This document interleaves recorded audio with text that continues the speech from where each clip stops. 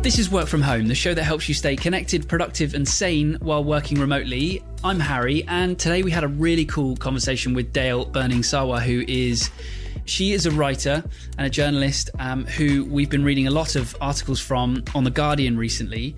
And we talked to her about a lot of different subjects. And in fact, she's going to be on a couple of episodes in the next few days.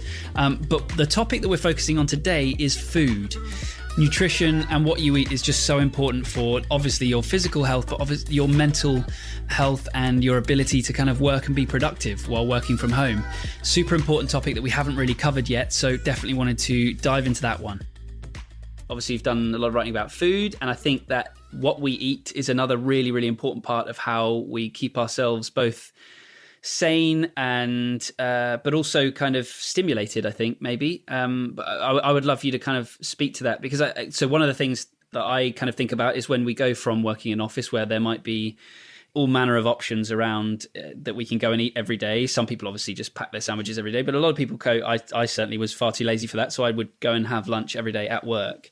And that sort of, there was that constant kind of choice to be making. You're always trying something different. But when you're at home, it's really easy to just fall into the habit of making a soggy sandwich or, you know, reheating last night's rice and whatever it was.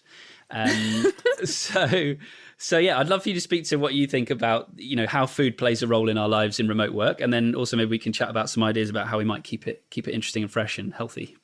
Yeah. Well, I mean, it's so interesting. So food has always been a complete escape for me. If I can't shut my mind down, I can cook, and it's like drawing will do the same thing. But food, the danger with food is that you then eat it. And also if you've grown up with food, and again, this is what lockdown has proven to me, no exercise plus just eating to calm myself, that is a toxic combination. Right. So again, I don't think it's so much about trying everything else as just being like absolutely clear with yourself. If you don't exercise regularly, if you don't sleep enough, and if you don't eat healthily, your work, your life, every part of you will struggle. It's not a matter of personal taste. It's crucial. It's the foundation. So even though I've written about loads of food in my own life, just figuring out how to maintain that when I'm alone and I'm anxious and I need to occupy my hands if I'm struggling with an idea or with no work, whatever. That's really important. So I've been thinking a lot about, I've just had to write all these pieces for a student clearing guide, you know, for kids who are going to university in September. And one of the pieces was about healthy eating. And I came across this healthy eating hacks video on YouTube, which I found, I mean, having spent like 10 years looking at recipes every single day for work, this was still a revelation. It was so interesting. So one of the fundamental things she said was, you'll eat what you see. So keep in view the things that you know are good for you and will keep you alert and awake and healthy, and put away the things that you know won't.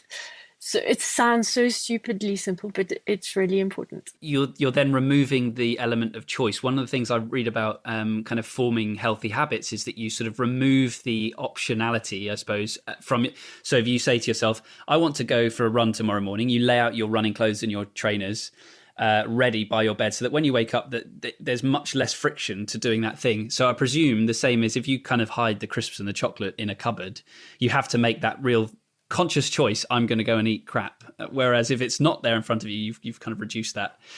Absolutely. That possibility. Yeah. So when you were talking about like trying everything, it's a similar thing, isn't it?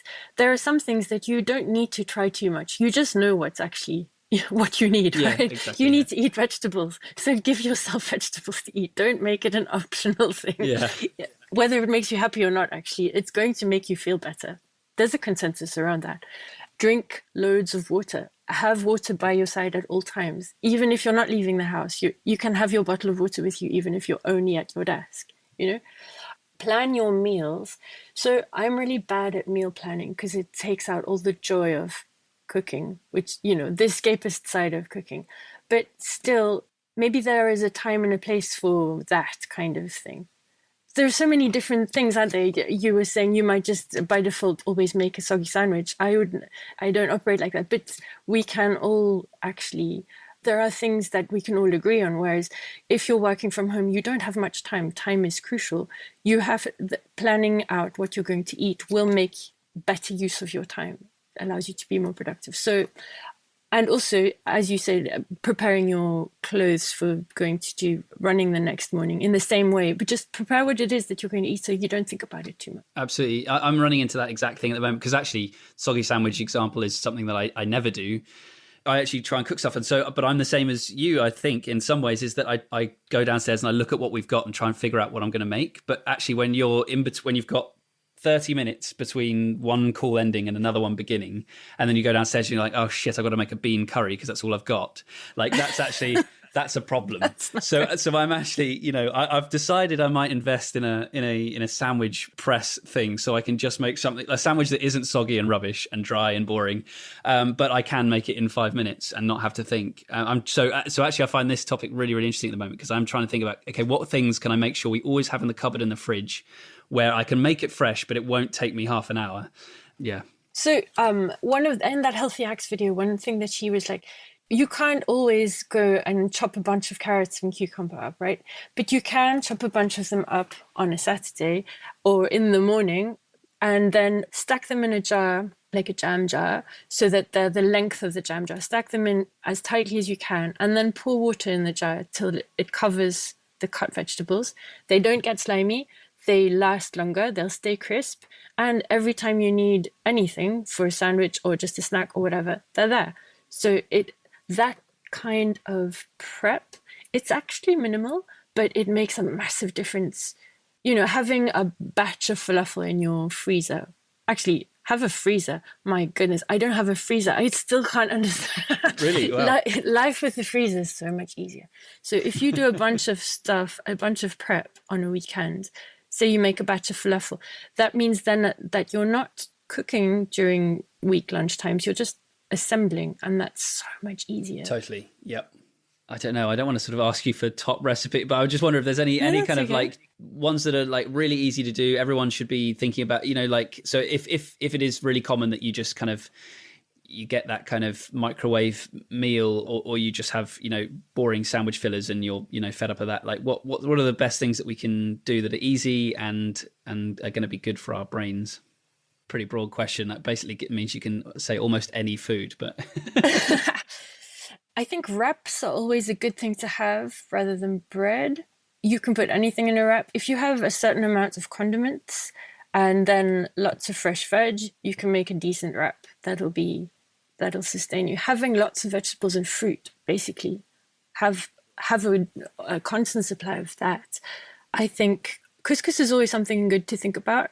It's very easy. Again, as a base, it takes seconds to make, and then you can easily make that into something else. Equally, having cooked rice, lots of people are scared about having cooked rice, and you do need to be careful about it, but having a batch of cooked rice in the fridge, you can whip up a pilau in less than 10 minutes, and that's an amazing thing to have. And rice is just obviously that much more nutritious than bread.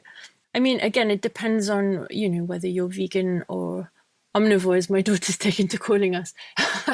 Eggs, I think if you do eat eggs are just an amazing, for me, they're the quickest. They're like, if I have eggs, I know that I can feed my daughter in 5 minutes flat, which goes for me as well.